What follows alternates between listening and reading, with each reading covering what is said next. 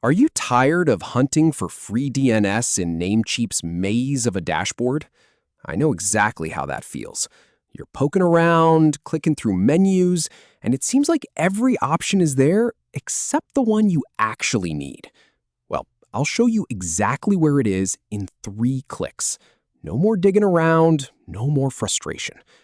So here's the plan. First, we're going to start at Namecheap's homepage. Then I'm going to walk you through the simple steps to find FreeDNS and get it running for your domain.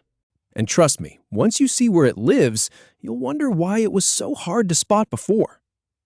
All right, let's kick things off with the first step. Open up your browser and head straight to Namecheap's homepage.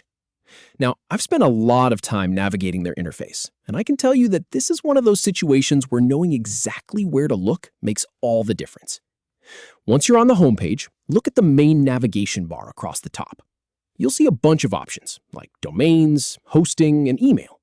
Don't get distracted by those yet. Just focus on getting settled on that main page. Now, this is where the magic happens. Look for the FreeDNS link. It's actually tucked away in the Domains part of the menu. If you hover over the Domains section in the top bar, a drop-down menu should appear. And there it is, right around the middle of that list. You'll see FreeDNS. It's pretty easy to miss if you're just glancing at it, so take your time. I've clicked the wrong thing more times than I'd like to admit, so I always pause here for a second. Just click that FreeDNS link, and it'll take you to a new page. Once you're on the FreeDNS page, you'll see a highlighted area. It's usually a box or a section that really stands out, almost like they want you to notice it. Go ahead and click on that highlighted area.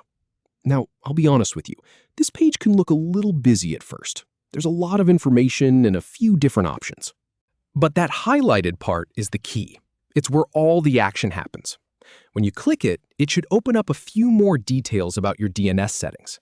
And here's the really important part. Now you need to click on the Get DNS button. This is what actually pulls up your current DNS records so you can see what's going on. It might take a moment to process, so just give it a second.